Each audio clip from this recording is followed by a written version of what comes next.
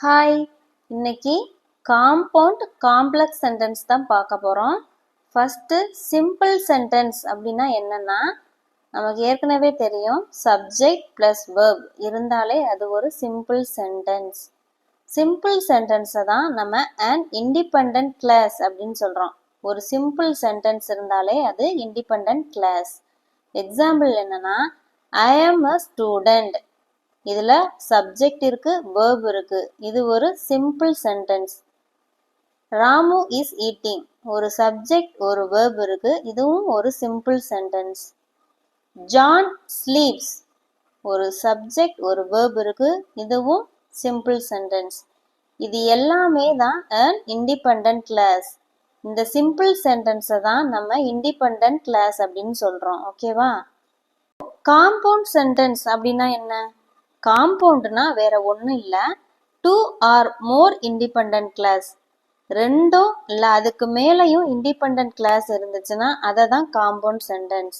அதாவது ரெண்டுக்கு மேற்பட்ட சிம்பிள் சென்டென்ஸ் இருந்துச்சுன்னா அதை தான் காம்பவுண்ட் சென்டென்ஸ் அப்படின்னு சொல்றோம். This house is too expensive. That house is too small. இதுல ரெண்டு சிம்பிள் சென்டென்ஸ் இருக்கு. ஓகேவா?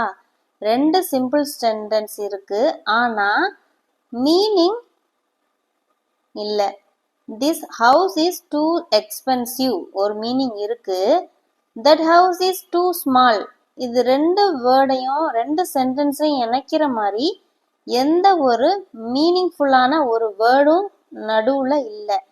So this house is too expensive and that house is too small. இந்த இடத்துல andங்கிற ஒரு word சேர்த்திருக்கோம். this house is too expensive இருக்கு மற்றும் அண்டுனா மற்றும் that house is too small. அந்த ஹவுஸ் வந்து ஸ்மாலா இருக்கு, எக்ஸ்பென்சிவா இருக்கு, ஸ்மாலா இருக்குன்னு சொல்றோம். அந்த ரெண்டு சென்டென்ஸையும் இணைக்கிற மாதிரி ஒரு வேர்ட் சேர்க்கிறோம், அதுதான் and. இதை தான் கன்ஜக்ஷன் அப்படின்னு சொல்றோம். இந்த and இருந்தா அது ஒரு காம்பவுண்ட் சென்டென்ஸ். காம்பவுண்ட் சென்டென்ஸ் புரிஞ்சதா? I really need to go to work. I am too sick to drive. இந்த ரெண்டு சென்டென்ஸையும் இணைக்கிற மாதிரி எந்த ஒரு கன்ஜக்ஷனும் இங்க இல்லை. நம்ம கன்ஜக்ஷன் ஆட் பண்ணா அதுதான் compound sentence. I really need to go to work, but I am too sick to drive. எனக்கு உண்மையிலேயே ஒர்க் போகணும்னு இருக்கு, ஆனால் பட்னா என்ன? ஆனால் I am too sick. எனக்கு டிரைவ் பண்ண முடியல, I am sick. நான் சிக்கா இருக்கேன் அப்படின்னு சொல்றாங்க.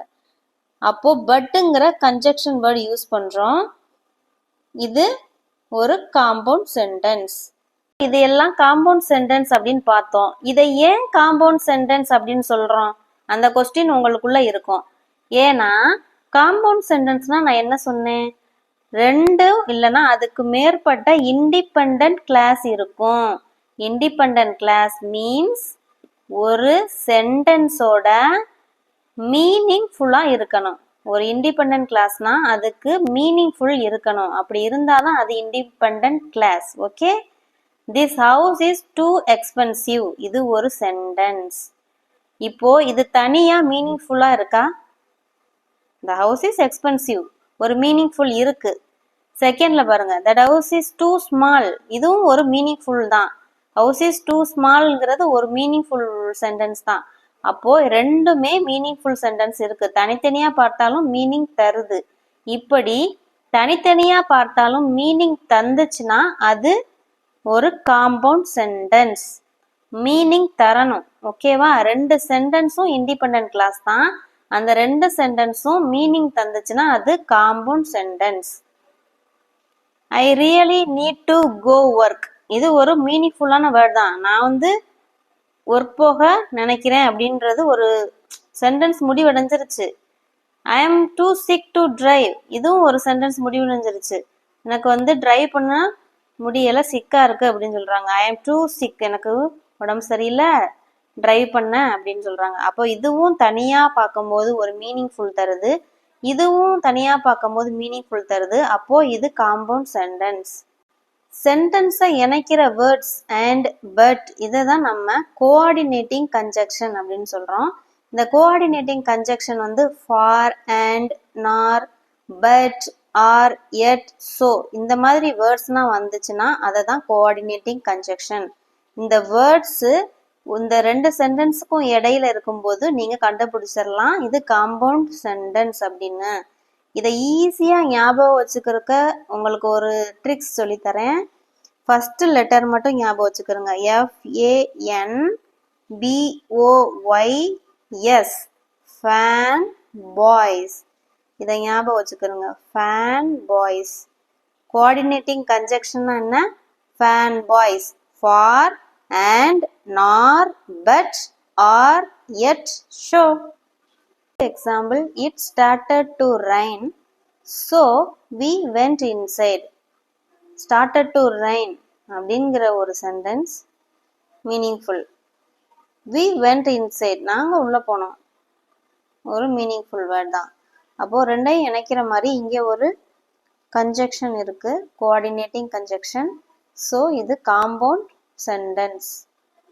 நெக்ஸ்ட் காம்ப்ளெக்ஸ் சென்டென்ஸ் அப்படின்னா என்னன்னா ஃபர்ஸ்ட் டைப் பார்க்கலாம். காம்பவுண்ட் சென்டென்ஸ் அதுல இண்டிபெண்டன்ட் கிளாஸும் ஒரு டிபெண்டன்ட் கிளாஸும் இருந்தா அது complex sentence.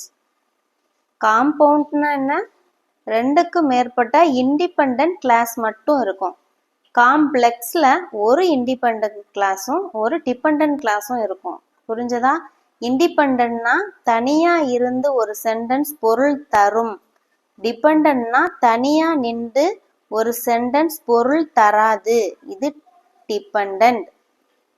The car broke down because it ran out of gas. Okay, இது ஒரு சென்டென்ஸ். இந்த சென்டென்ஸ்ல the car broke down அப்படின்னா மீனிங் தருது. அப்போ இது இண்டிபெண்டன்ட் கிளாஸ். பிக் இது வேண்டாம். It ran out of gas அப்படிங்கிறது ஒரு மீனிங்ஃபுல்லா இல்ல. ran out of gas இது ஒரு டிபெண்டன்ட் கிளாஸ். ஸோ ஒரு இண்டிபெண்டன்ட் இருக்கு, ஒரு டிபெண்டன்ட் இருக்கு. இதுல ஒரு கன்ஜக்ஷன் இருக்கு. இந்த பிகாஸ் இந்த கன்ஜக்ஷன் இது வந்து சபார்டினேட்டிங் கன்ஜக்ஷன்.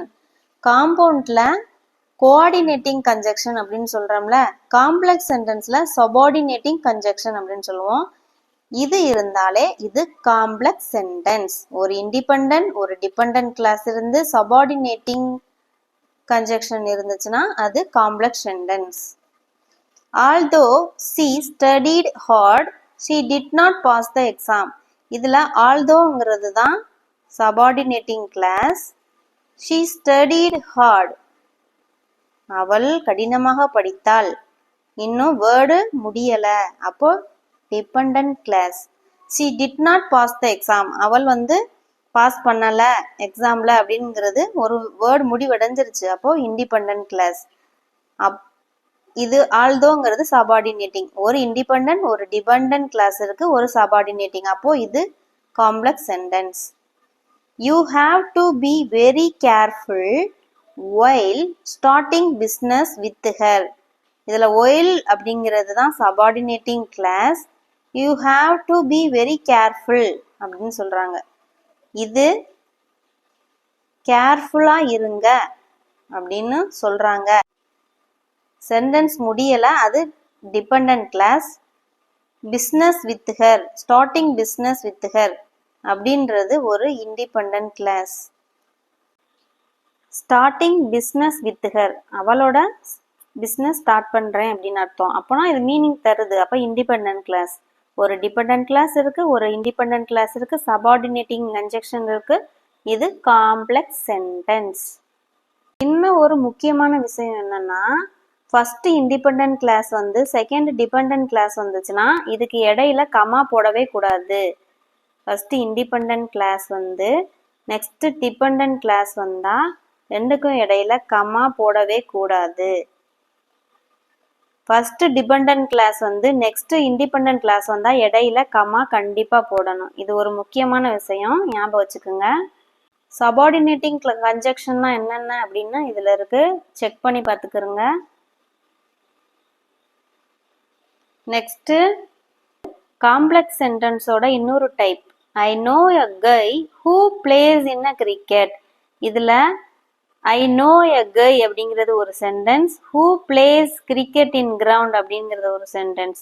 இதில் who plays cricket in ground அப்படிங்கிறப்போ இது ஒரு டிபெண்டன்ட் கிளாஸாக இருக்குது. ஏன்னா அதுக்கு மீனிங்கே இல்லை. Who plays cricket in ground meaning இல்லை. அப்போ இந்த ஹூங்கிறது எதை டிஸ்கிரைப் பண்ணுது அப்படின்னா, ஐ நோ எ கை, ஒரு கை தெரியும், அவரை தான் இங்க வந்து ஹூ அப்படின்னு பிளேஸ் இன் கிரிக்கெட் கிரவுண்ட் அப்படின்னு டிஸ்கிரைப் பண்றாங்க. இந்த மாதிரி டிஸ்கிரைப் பண்ணி வந்தாலும் அது காம்ப்ளெக்ஸ் சென்டென்ஸ் தான். இதுதான் ரிலேட்டிவ் கிளாஸ் அப்படின்னு சொல்லுவோம். இதோட ரிலேட்டிவ் ஆகி வரும். ஒரு சென்டென்ஸோட இன்னொரு சென்டென்ஸை ரிலேட்டிவ் பண்ணி வந்துச்சுனாலும் அது காம்ப்ளெக்ஸ் சென்டென்ஸ் தான். இன்னைக்கான உங்களுக்கு ஒரு ஹோம்ஒர்க் இதுதான். 3 சென்டென்ஸ் இருக்கு. இது என்ன சென்டென்ஸ், இது என்ன சென்டென்ஸ், இது என்ன சென்டென்ஸ்னு கமெண்ட் பண்ணுங்க. ஓகே, பாய்.